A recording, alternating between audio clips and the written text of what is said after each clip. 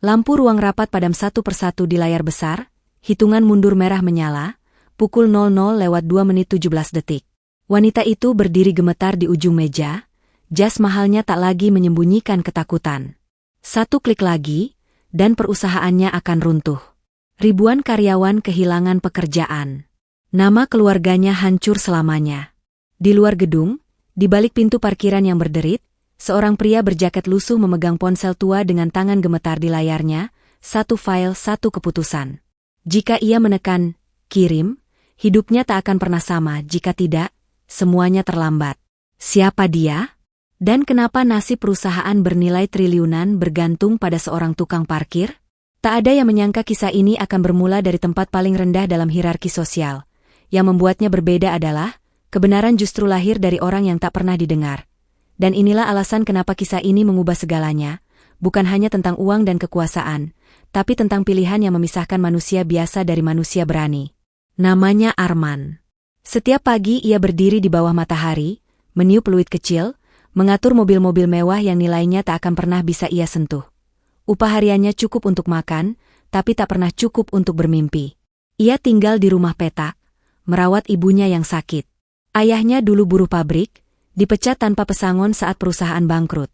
Sejak itu Arman percaya satu hal, orang kecil tak pernah punya suara.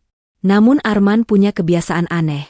Ia mengamati, mendengar, mengingat karena baginya, dunia hanya bisa dilawan dengan kewaspadaan.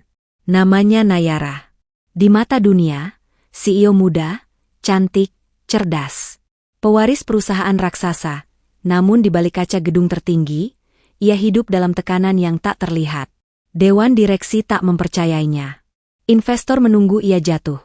Kesalahan sekecil apapun akan dianggap bukti bahwa ia hanya simbol.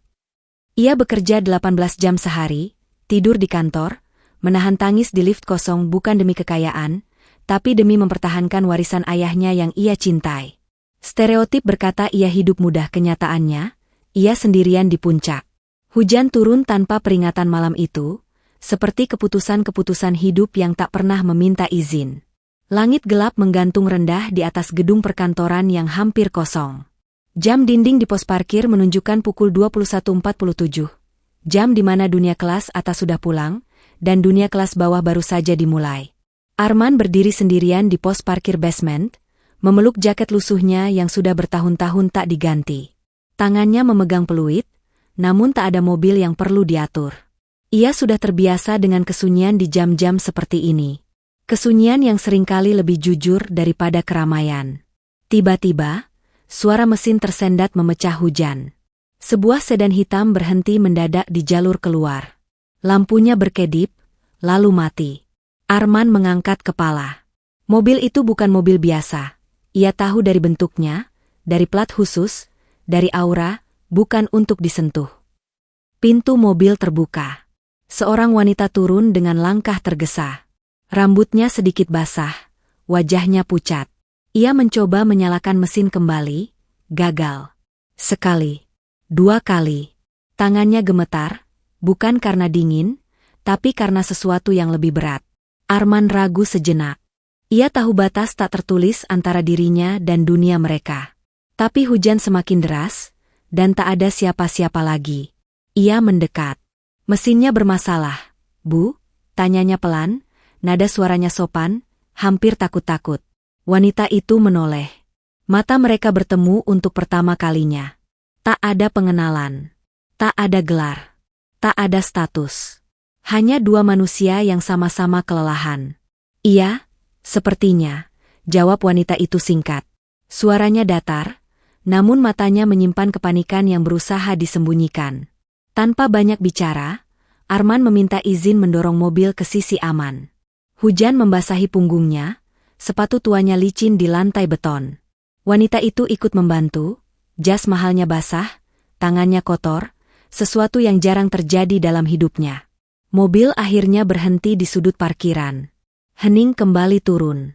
Terima kasih, kata wanita itu. Kali ini lebih pelan. Lebih manusiawi. Arman hanya mengangguk. Ia hampir pergi, sampai ia melihat sesuatu. Tatapan wanita itu kosong sesaat, seolah pikirannya jauh. Bukan tatapan orang kaya yang tenang, melainkan tatapan seseorang yang sedang dikejar waktu. Banyak yang harus dipertaruhkan, gumam wanita itu, tanpa sadar berkata keras. Arman mendengarnya, dan entah kenapa, kalimat itu menempel di kepalanya. Malam itu, mereka berpisah tanpa tahu nama masing-masing. Tanpa tahu bahwa hujan, mobil mogok, dan parkiran kosong itu bukan kebetulan. Karena terkadang, takdir tidak datang dengan ledakan besar, ia datang diam-diam, menyamar sebagai kejadian sepele. Hari-hari setelah hujan itu berjalan seperti biasa, setidaknya di permukaan. Arman kembali berdiri di pos parkir, meniup peluit, menerima lembaran uang receh dari tangan-tangan yang tak pernah menatap wajahnya. Namun ada sesuatu yang berubah. Pikirannya tak lagi kosong. Kalimat wanita malam itu terus terulang di kepalanya. Banyak yang harus dipertaruhkan. Ia tak tahu kenapa kata-kata itu terasa berat. Seolah ada sesuatu yang sedang bergerak di balik dinding gedung ini. Sesuatu yang besar, gelap, dan tak bisa dihentikan begitu saja. Benih masalah itu tumbuh tanpa sengaja, pada sore yang terlihat biasa. Arman sedang membersihkan area parkir VIP, ketika dua pria berjas turun dari lift khusus. Mereka tidak menyadari keberadaannya, atau mungkin tak menganggapnya penting. Suara mereka terpantul di beton, jelas, tanpa usaha untuk berbisik. Angka-angka disebutkan, nama proyek, tenggat waktu, dan satu kalimat yang membuat tangan Arman berhenti bergerak. Besok CEO itu harus jatuh. Kalau tidak, kita yang habis. Napas Arman tercekat. Ia bersembunyi di balik pilar, jantungnya berdetak keras. Ia tak sepenuhnya mengerti dunia mereka, tapi ia tahu arti kata jatuh. Ayahnya pernah jatuh karena keputusan orang-orang seperti ini. Percakapan berlanjut. Ada rencana pemindahan dana, dokumen palsu, tuduhan yang sudah disiapkan. Semua dirancang rapi, dingin, dan legal di atas kertas. Arman merasa seperti mengintip ke dalam mesin raksasa yang sedang menggiling seseorang hidup-hidup. Tangannya refleks mengeluarkan ponsel tua dari saku. Ia ragu. Sangat ragu. Namun insting yang selama ini menyelamatkannya di jalanan bekerja lebih cepat daripada rasa takut. Ia menekan tombol rekam. Beberapa menit. Itu saja. Tapi beberapa menit itu cukup untuk mengubah segalanya. Saat para pria itu pergi, Arman terduduk lemas. Keringat dingin mengalir di punggungnya. Ia menatap layar ponsel, rekaman kasar, suara bergema, tapi jelas. Terlalu jelas. Malamnya, di kamar sempitnya, Arman memutar ulang rekaman itu. Kali ini ia mendengar nama yang membuat dadanya sesak. Nama wanita di parkiran malam hujan itu. CEO itu. Baru saat itulah Arman mengerti. Ia bukan hanya saksi obrolan kotor. Ia memegang potongan kebenaran yang bisa menghancurkan orang-orang berkuasa, atau menghancurkan dirinya sendiri. Sejak hari itu, suasana berubah. Keamanan lebih ketat. Wajah-wajah asing mondar-mandir. Arman merasa diawasi. Setiap langkahnya terasa salah. Setiap tatapan terasa seperti ancaman. Benih itu kini tumbuh menjadi sesuatu yang berbahaya. Ia belum meledak, tapi akarnya sudah mencengkeram dalam. Dan Arman sadar, sekali kau melihat kebenaran, kau tak bisa lagi berpura-pura tak pernah tahu. Malam itu, Arman duduk di lantai kamarnya yang sempit, punggung bersandar ke dinding yang catnya mengelupas. Lampu bohlam kuning menggantung rendah, berayun pelan setiap kali angin masuk lewat jendela retak. Di tangannya, ponsel tua itu terasa lebih berat dari biasanya, seakan memikul beban yang bukan miliknya. Rekaman itu kembali diputar. Suara-suara dingin. Tertawa kecil. Rencana yang disusun rapi tanpa empati. Arman mematikan layar. Dadanya sesak. Ini bukan urusanku, gumamnya, mencoba meyakinkan diri sendiri. Aku cuma tukang parkir. Kalimat itu terdengar familiar. Terlalu familiar. Itu kalimat yang sama yang dulu diucapkan ayahnya setiap kali melihat ketidakadilan di pabrik. Setiap kali upah dipotong. Setiap kali buruh dipecat tanpa alasan. Dan akhirnya, ayahnya tetap jatuh. Diam tak menyelamatkannya. Arman menutup mata. Bayangan ibunya muncul, terbaring lemah, bergantung pada obat murah dan harapan tipis. Jika ia melakukan sesuatu yang bodoh, siapa yang akan merawat ibunya? Siapa yang akan membayar makan besok? Ia membayangkan dirinya melangkah ke kantor atas, menyerahkan rekaman itu. Lalu ia membayangkan wajah-wajah satpam yang menertawakannya. Atau lebih buruk, wajah-wajah yang tak akan pernah ia lihat lagi. Aku bukan pahlawan, bisiknya lirih. Tapi suara lain muncul di kepalanya. Lebih pelan, namun lebih tajam. Kalau bukan kamu, siapa? Ia teringat wajah wanita itu di parkiran. Tatapan kosong yang menyimpan ketakutan. Ia bukan sekadar CEO baginya sekarang. Ia manusia yang sedang berdiri di tepi jurang, tanpa tahu ada tangan kecil yang mungkin bisa menariknya kembali. Arman berdiri, berjalan mondar-mandir di ruangan sempit. Setiap langkah seperti menghitung kemungkinan terburuk. Jika diam, ia aman, setidaknya untuk sementara. Jika bertindak, ia mungkin kehilangan segalanya. Tapi ada satu hal yang lebih menakutkan dari kehilangan pekerjaan atau keselamatan. Hidup dengan mengetahui bahwa ia memilih diam. Ia duduk kembali, menatap ponsel itu lama sekali. Tangannya gemetar. Bukan karena takut mati, melainkan karena takut hidup sebagai pengecut. Kadang yang paling mahal bukan yang kita korbankan, ucapnya pada diri sendiri, tapi yang kita simpan. Keputusan itu belum ia ambil malam itu. Namun sesuatu sudah berubah di dalam dirinya. Untuk pertama kalinya, Arman tidak lagi bertanya, apa yang akan terjadi padaku? Ia mulai bertanya, apa yang akan terjadi kalau aku tidak melakukan apa-apa? Dan pertanyaan itu lebih menakutkan dari ancaman manapun. Hari-hari berikutnya berubah menjadi mimpi buruk yang berjalan lambat. Arman merasakannya sejak langkah pertama ia menginjak basement parkir. Udara terasa lebih berat. Tatapan-tatapan terasa lebih lama. Bahkan suara langkah kakinya sendiri menggema seperti kesalahan. Sistem keamanan diperketat. Kamera baru terpasang di sudut-sudut yang sebelumnya gelap. Satpam berganti shift lebih sering. Arman tahu, ini bukan kebetulan. Sesuatu sedang terjadi di lantai atas, dan gelombangnya merembes sampai ke bawah. Ponsel tua itu kini selalu ia bawa dekat dada, disembunyikan di balik jaket. Namun justru itu yang membuatnya cemas. Setiap kali seseorang mendekat, jantungnya berdegup terlalu keras. Setiap kali namanya dipanggil, pikirannya langsung melompat ke kemungkinan terburuk. Suatu siang, kepala keamanan menghentikannya. Arman, ya? Nada suaranya datar. Terlalu datar. Arman mengangguk. Tenggorokannya kering. Kamu sering lembur akhir-akhir ini. Bukan pertanyaan. Pernyataan. Arman memaksa tersenyum. Kerja saja, Pak. Tatapan itu menelanjanginya. Seolah pria itu tahu sesuatu, atau sedang mencari alasan untuk tahu. Di saat yang sama, Arman mencoba mendekati lantai atas. Ia berpura-pura mengantar kendaraan, berharap bisa bertemu wanita itu. Namun setiap akses tertutup. Setiap pintu dijaga. Dunia kembali mengingatkannya, ia tak diundang ke ruang tempat keputusan dibuat. Malam sebelum rapat darurat perusahaan, hujan kembali turun. Arman berada di pos parkir ketika ponselnya tiba-tiba mati. Layarnya gelap. Ia menekan tombol berkali-kali. Tak ada respons. Panik merambat cepat. Ia berlari ke sudut, mencoba mengisi daya dengan kabel rusak. Lampu indikator berkedip, lalu mati lagi. Itu saja, bisiknya. Selesai.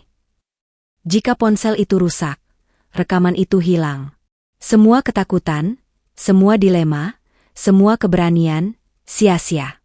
Di atas gedung, Nayara bersiap menghadapi rapat yang akan menentukan segalanya. Ia tak tahu bahwa satu-satunya bukti yang bisa menyelamatkannya sedang berjuang hidup mati di tangan seorang tukang parkir yang tak dianggap siapapun. Arman terduduk di lantai beton yang dingin. Tangannya gemetar, kepalanya penuh suara. Ia sudah berusaha. Ia sudah takut.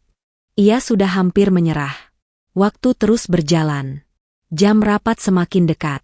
Dan untuk pertama kalinya, Arman benar-benar merasa semua jalan tertutup. Namun tepat di saat harapan itu nyaris mati, layar ponsel menyala samar. 1% baterai. Cukup untuk satu tindakan terakhir. Atau satu kesalahan fatal. Ruang rapat utama berada di lantai tertinggi gedung itu, tempat langit terlihat lebih dekat daripada tanah. Di ruangan itulah nasib diputuskan tanpa suara, tanpa air mata. Meja panjang mengilap memantulkan wajah-wajah tegang para direksi. Jam dinding berdetak pelan, namun setiap detiknya terasa seperti palu godam. Nayara duduk di ujung meja. Punggungnya tegak, tapi tangannya dingin. Di hadapannya, dokumen-dokumen sudah tersusun rapi, terlalu rapi. Ia tahu, ini bukan rapat biasa.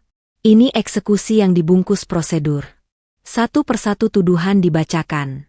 Angka-angka dipelintir. Keputusan lama diubah maknanya. Narasi kehancuran dibangun dengan bahasa yang sopan. Nayara ingin membantah, tapi setiap kalimatnya dipotong.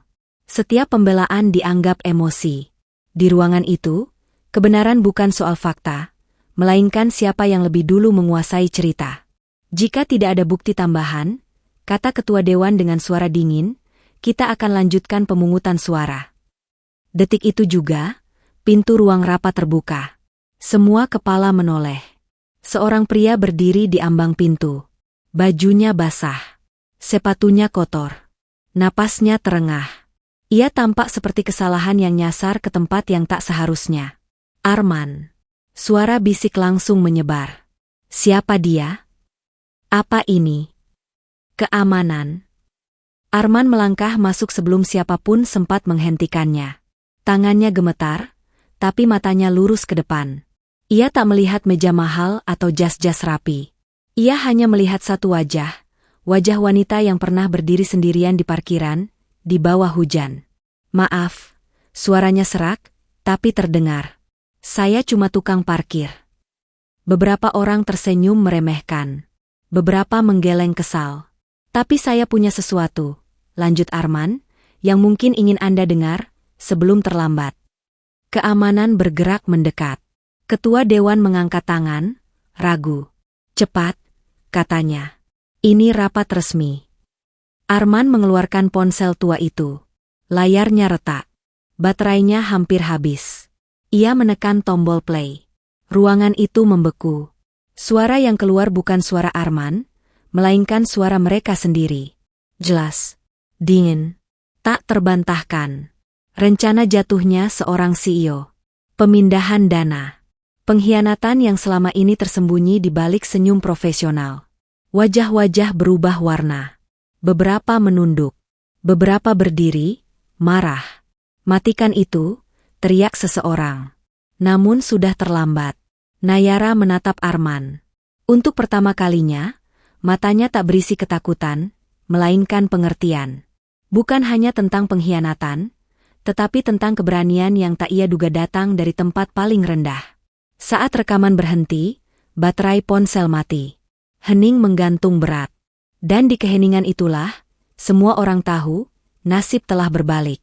Tak ada tepuk tangan di ruang rapat itu. Tak ada sorak kemenangan. Yang ada hanyalah keheningan panjang, keheningan yang biasanya muncul setelah kebenaran telanjang tak bisa lagi ditutup rapat. Ketua dewan menatap meja. Beberapa direksi saling bertukar pandang, wajah mereka pucat. Prosedur yang tadi begitu kokoh kini, runtuhannya oleh satu rekaman pendek. Bukan karena durasinya, melainkan karena kejujurannya. Rapat dihentikan. Audit darurat diumumkan. Pihak hukum dipanggil. Nama-nama yang sebelumnya paling lantang kini memilih diam. Orang-orang yang terbiasa mengendalikan narasi mendadak kehilangan suara. Dunia yang selama ini berpihak pada mereka, berhenti sejenak. Nayara berdiri perlahan. Langkahnya tenang, meski dadanya masih bergemuruh. Ia tak langsung bicara. Ia memandang sekeliling, ruangan yang hampir merenggut segalanya darinya. Lalu ia menoleh ke Arman. Terima kasih, katanya. Tidak keras, tidak dramatis, tapi tulus. Satu kalimat itu terasa lebih berat dari kontrak manapun yang pernah ia tanda tangani. Arman hanya mengangguk. Lututnya masih lemas. Ia tak merasa menang. Ia hanya merasa selesai. Seperti seseorang yang akhirnya berhenti lari. Hari-hari berikutnya berjalan cepat. Berita tak menyebut nama Arman. Media lebih suka wajah Nayara, grafik saham, dan drama ruang direksi. Namun perubahan nyata terjadi di balik layar. Para pengkhianat diberhentikan. Proses hukum berjalan. Struktur perusahaan dibersihkan. Untuk pertama kalinya sejak lama, keputusan-keputusan diambil tanpa bisikan licik di lorong gelap. Nayara kembali memimpin, bukan sebagai simbol, tapi sebagai pemegang kendali yang sah. Cara kepemimpinannya berubah. Ia lebih banyak mendengar, lebih sering turun ke bawah. Ia tahu, kebenaran bisa datang dari mana saja. Dan Arman? Ia kembali ke parkiran. Peluit kecil itu kembali tergantung di lehernya. Namun kini, setiap langkahnya terasa berbeda. Bukan karena dunia tiba-tiba adil, melainkan karena ia tahu ia pernah berdiri di titik paling penting dalam hidupnya, dan tidak mundur. Beberapa minggu kemudian, Nayara memanggilnya. Menawarkan posisi yang lebih baik, gaji lebih tinggi, kehidupan yang lebih aman. Arman menolak dengan sopan. Ada orang-orang yang harus tetap di bawah, katanya pelan.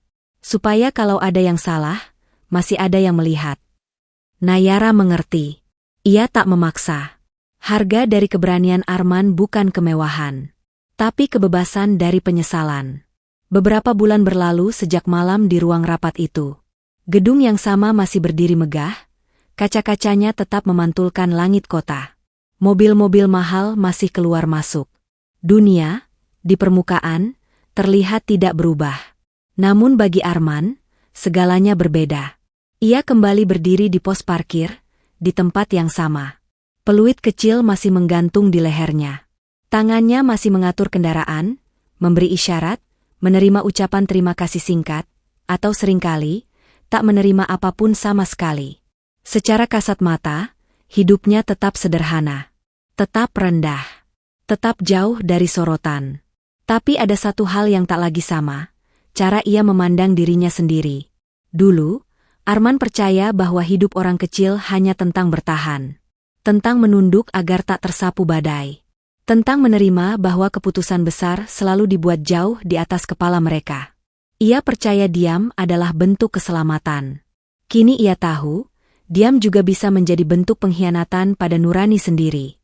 Di sisi lain gedung, Nayara sering berdiri di depan jendela kantornya, menatap ke bawah. Ia tak lagi melihat parkiran sebagai ruang kosong tanpa makna. Ia melihatnya sebagai pengingat bahwa kekuasaan tanpa keberanian hanyalah ilusi. Bahwa sistem sebesar apapun bisa diselamatkan oleh satu suara kecil yang memilih untuk tidak diam. Mereka jarang berbicara lagi. Tak ada ikatan dramatis. Tak ada janji-janji heroik. Yang ada hanya kesadaran sunyi bahwa hidup mereka pernah bersinggungan, tepat di saat yang paling menentukan. Dan mungkin, itulah makna terdalam dari kisah ini. Bahwa keberanian tidak selalu lahir dari orang yang siap. Tidak selalu dari mereka yang punya jabatan. Tidak selalu dari mereka yang merasa kuat. Kadang, keberanian lahir dari orang yang paling takut, namun tetap melangkah. Dari orang yang tahu ia bisa kehilangan segalanya, namun memilih kebenaran daripada kenyamanan. Karena pada akhirnya, dunia tidak berubah oleh mereka yang berkuasa, melainkan oleh mereka yang berani memilih saat tak ada yang mengawasi. Dan mungkin, di suatu tempat, seseorang seperti Arman sedang berdiri hari ini, dihadapkan pada pilihan yang sama. Pertanyaannya bukan lagi, apakah aku cukup besar untuk mengubah keadaan? Melainkan, apakah aku sanggup hidup dengan pilihan yang tidak kuambil? Jika Anda berada di posisi Arman, apa yang akan Anda lakukan? Tulis di komentar. Karena mungkin, suara kecil Andalah yang suatu hari menyelamatkan banyak orang.